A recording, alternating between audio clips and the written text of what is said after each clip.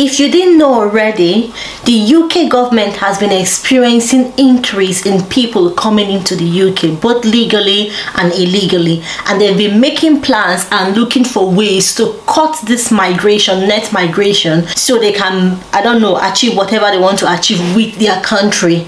They've made some changes, but just a few days back, they released the biggest update that is getting everyone worried, getting everyone complaining, getting everyone angry, and that is what I'm going to be sharing with you on this video today. So watch until the end.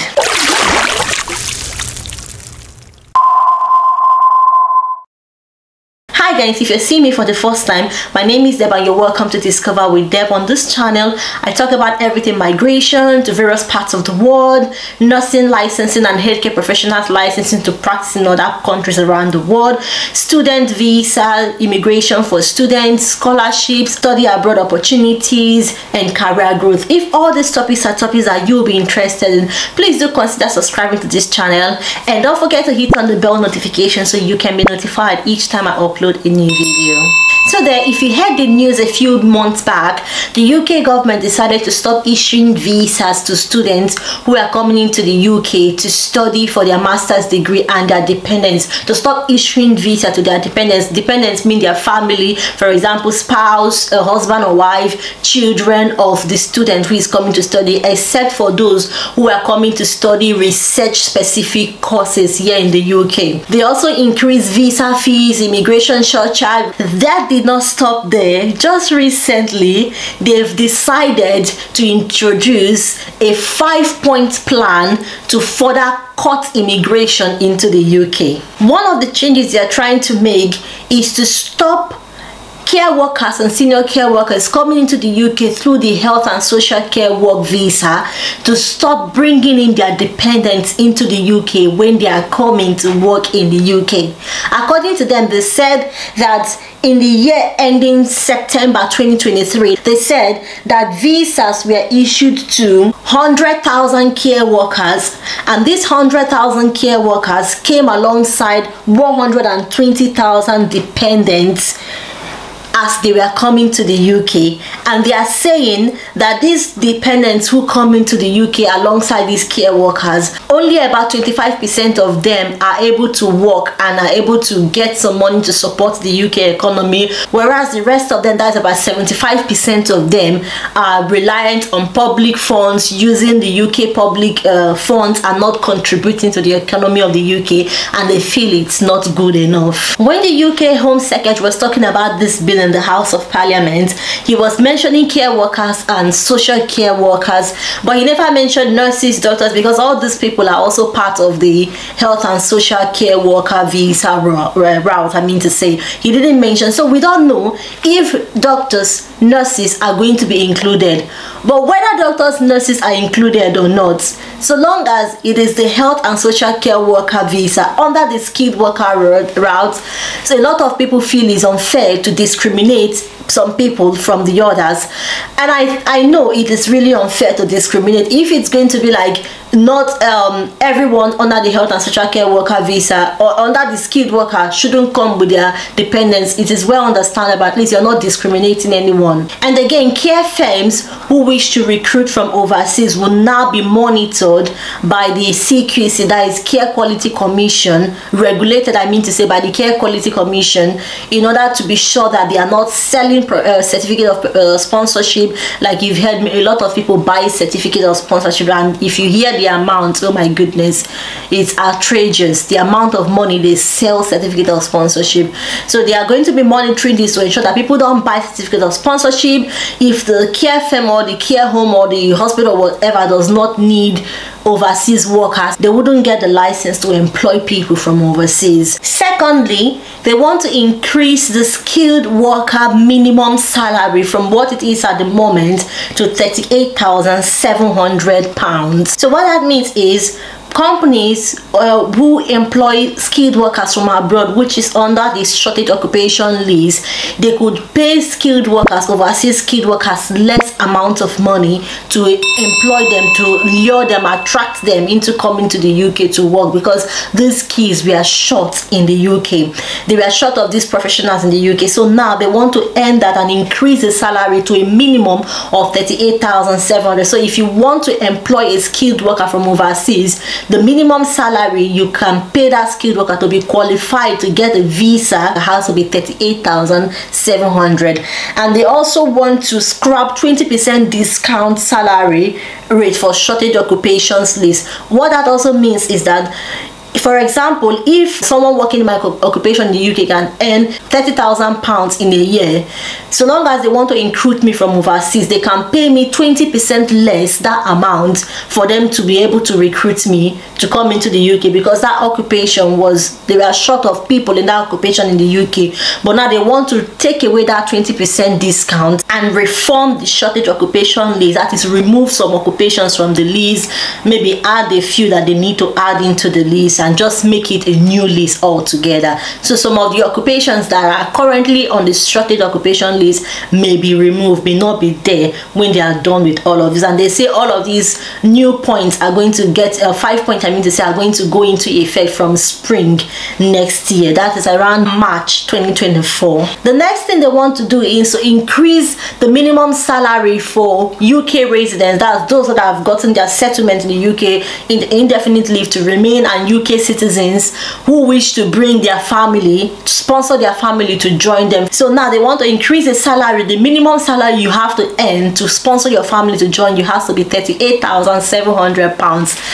And to be sincere, the people who earn that amount of money in the UK can be counted. Let me use that word. They can be counted, because how much does a registered nurse earn?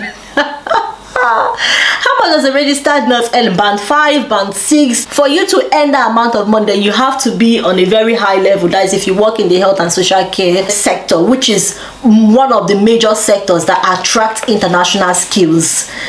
So my dear, people have been complaining about this, and a lot of people are saying a lot of things.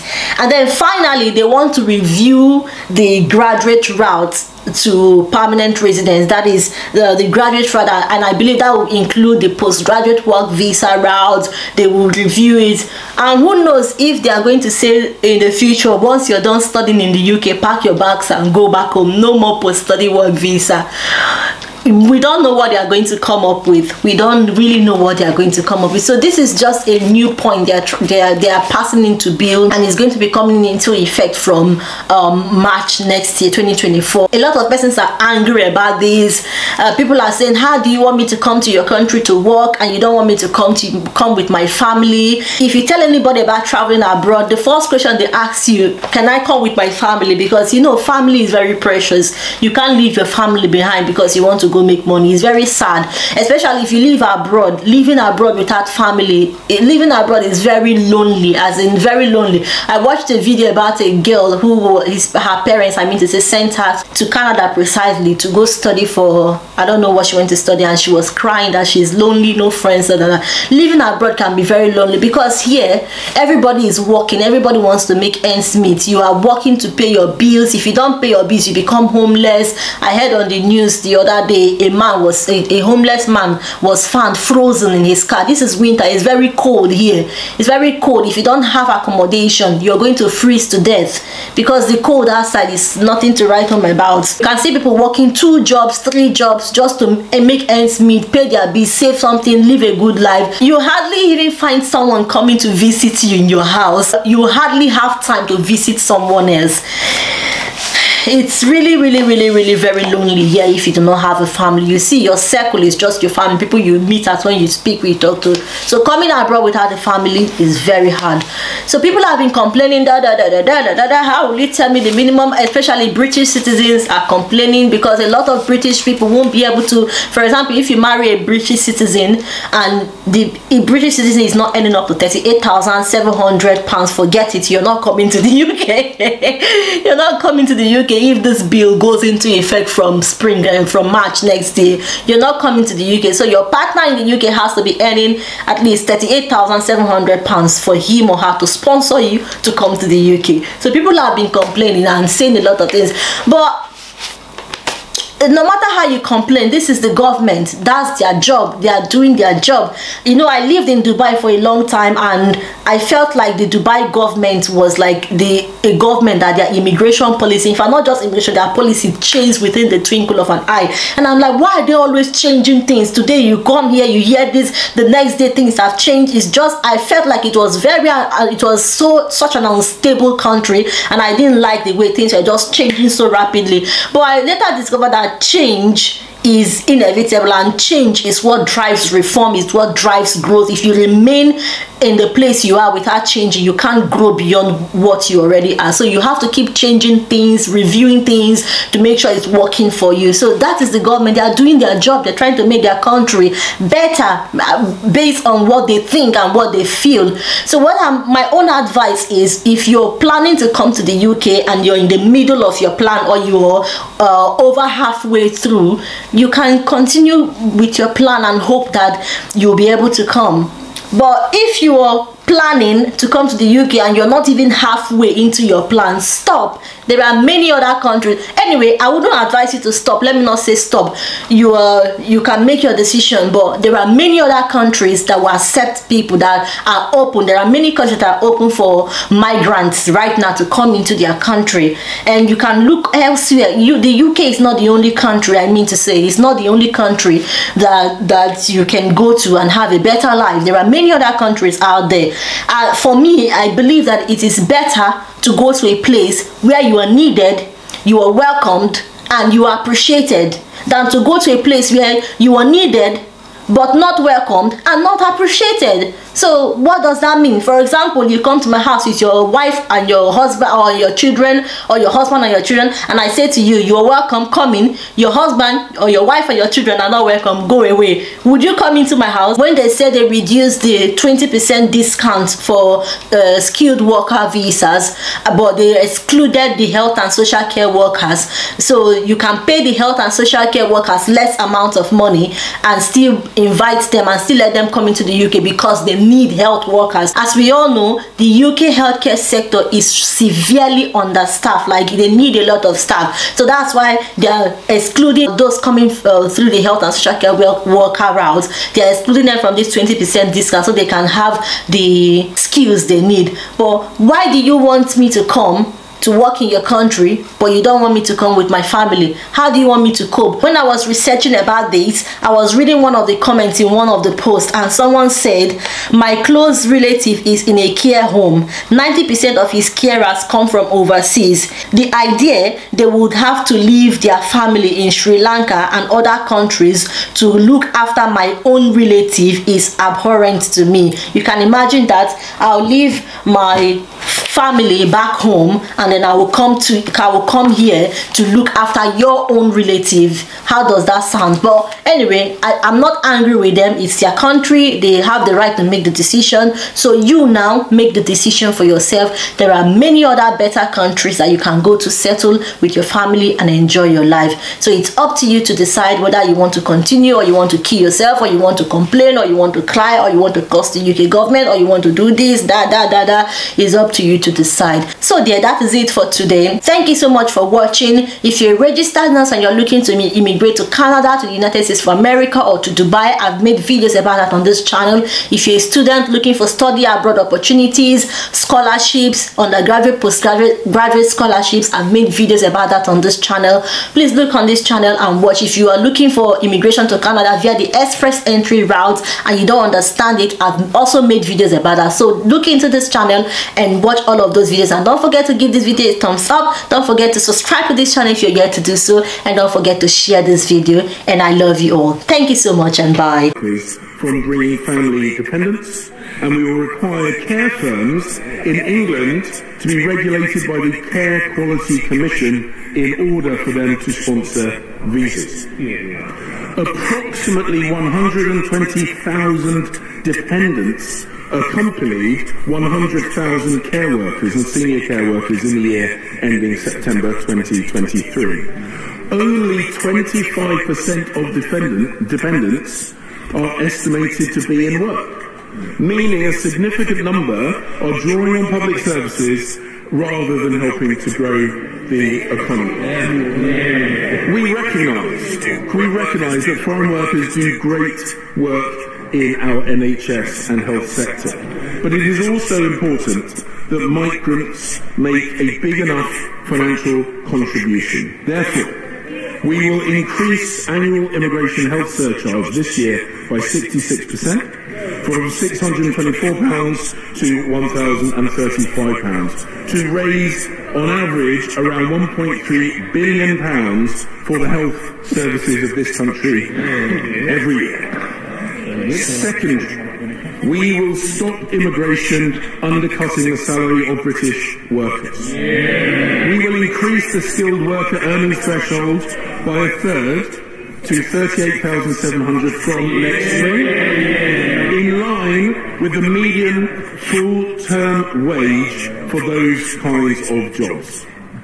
Those coming on health and social care visa routes will be exempt, so we can continue to bring in the healthcare workers on which our care sector and NHS rely.